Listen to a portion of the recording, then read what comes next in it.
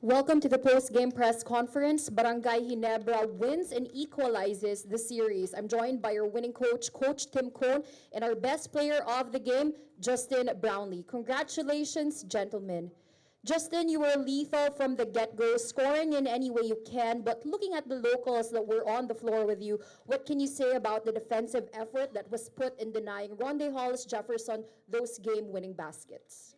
Yeah, tonight it was definitely our defense. Got to give a lot of credit to Steven and Jamie. They did an incredible job. But also our team defense, I think, was really good. Trying to stay home on their shooters, not let them get too many open shots, especially in transition. So I think it was just all around a great team effort on defense for the team, but especially just got to give a lot of credit to Jamie and Steven. They played incredible defense on RJ the whole night. Thank you, Justin. Now, Coach Tim, Barangay Ginebra, was able to successfully impose offensive struggles upon TNT. And when they orchestrated a comeback with 3 minutes left on the clock, what did you tell them that helped them regroup and close out this game? I was just screaming out. I don't know what I was saying. I was as angry as everybody else. There was no magic in the words that I might have said or did say. These guys just, showed just true grit all the way through the game, and we knew that we're going to have a chance in this series. We're going to have to show that character and that true grit, and just really reach deep to make two stops down the stretch that were really incredible stops. And that's just the way we're going to have to play to have a chance in this series.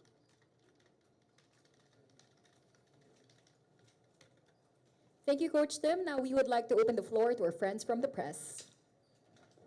Justin, congratulations.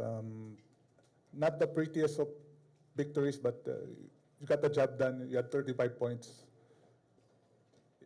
Oh, about the game? Oh man, I think in this series, Coach been since the start of it. Coach was saying it's going to be a defensive series, and some games we just going to have to win ugly, and I think that was a perfect example tonight. Low scoring game. 70, 71, 70. Yeah, so I think if we want to continue having success in this series, I think it's going to be very important we use all our effort we can on defense and just try to I guess make the game ugly.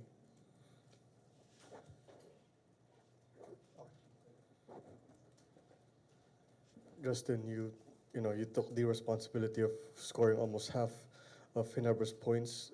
Did this come at the expense of your fatigue? How tired are you right now, and how are you feeling despite having scored half of Ginebra's points? How are you feeling tying the series at 1-1?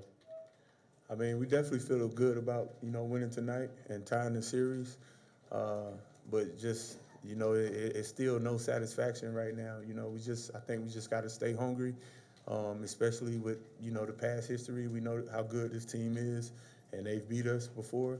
So fatigue is just something I'm trying not to worry about.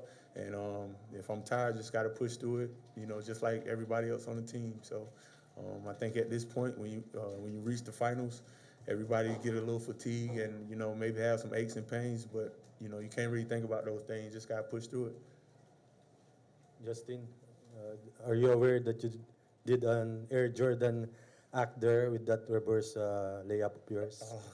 I didn't realize. I just see the opportunity. RJ, man, he's a really good defender, really elite defender, and I just wanted to be aggressive. I seen where opportunity where I can reverse it, so I had to do it. So, but I was just lucky it went in.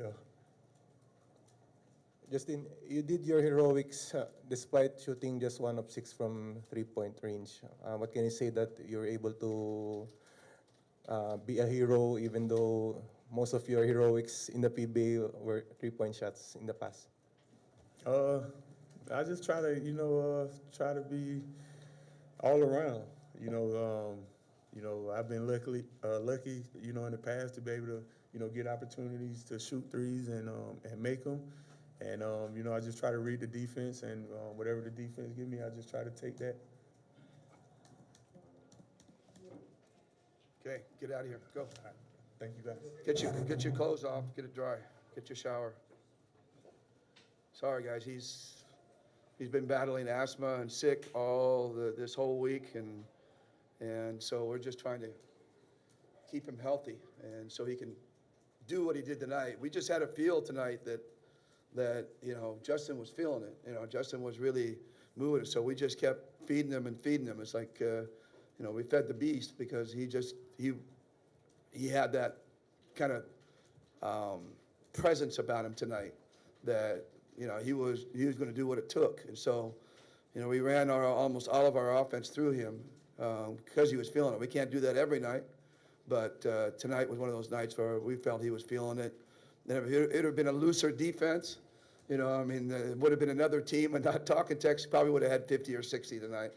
He was like that kind of guy tonight. So, we went with him, and between him and the defense, carried us to victory.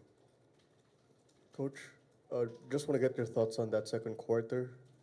Obviously, TNT had their struggles in that specific quarter, but did you expect that kind of slow shooting, or at least slow pace, before the end of the first half? Well, we knew that we came off a series that, we were allowed pretty much to do anything we wanted offensively, and nothing was being really taken away.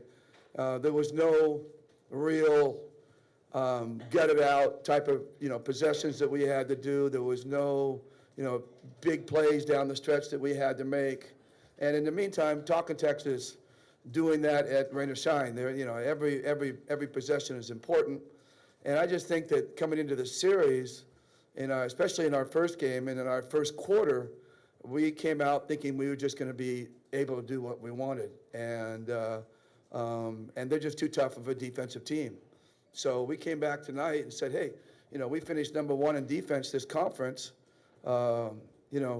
We can turn the tide and bring our own defense to the game.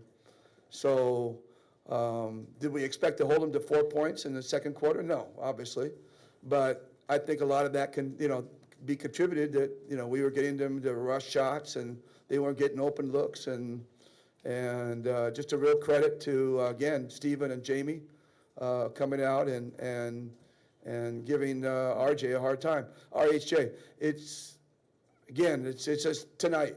We'll see what happens in Game 3 if we can continue. Whether RHJ is going to have an adjustment to it. Chart is one of the most brilliant adjustment coaches I've ever been around. So, there's going to be an adjustment there. But I think also that we have a chance to play a little better offensively.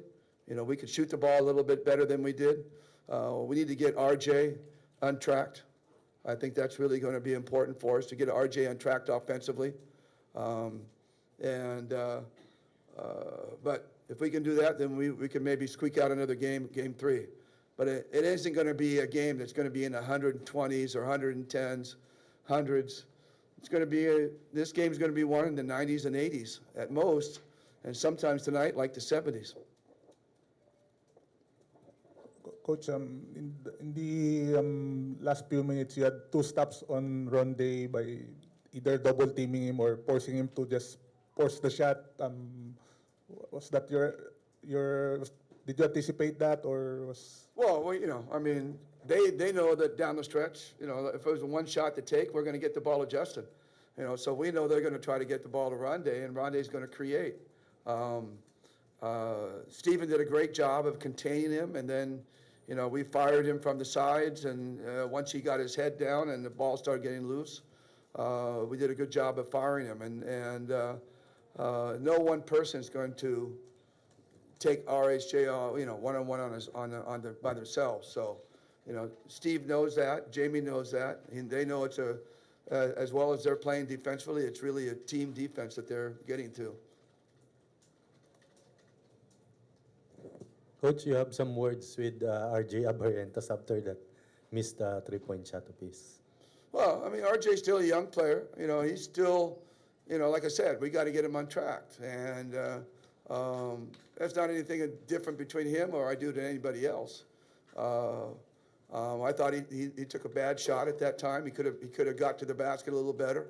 And he'll learn from that, and he'll get better from it. And You know, he's a vet in terms of knowing the game, but he's still a rookie in terms of knowing our game and the way we play. So he's still learning the way we play. And, you know, I had enough trust in him that I put him down the stretch. And I expected him to make decisions. He failed on that one, and he'll learn from it. No big deal. Do it all the time. Ask the players. I'm an equal opportunity screamer. I scream at everybody, even Justin. Coach, how about your defense against RR Pugoy? Did you make him work as well on defense, because there were times where Troy was posting up against him? Yeah, Troy got a lot of good opportunities. He just couldn't knock them down. And, you know, if we can continue to get those kind of opportunities from Troy, he's going to knock down most of those. And that's one of the things I'm saying we can prove offensively. But, you know, Roger has those incredible nights that, you know, you just hope that when you play him, he's not going to have one of those incredible nights. And tonight was not one of those incredible nights. Usually, last game he was, 5 for 10 from the three? So, you know, we targeted him a little better this time around. We were a little bit more aware. And again, these are things that you adjust to as the series goes on. They're going to find different ways to get him open next game. Coach, how intense will Game 3 be? Well, you know, it's going to be the tone setter, obviously. They're not going to be happy about this loss tonight, and we're not exactly. I mean, we're happy we won, but we're certainly not satisfied. As well as we played defensively, we still don't feel we played that well of a game, especially on the offensive side. So we feel there's a lot of improvement going on. They're going to improve. We're going to improve. I think it's going to be a hell of a game on Game 3 and the rest of the series.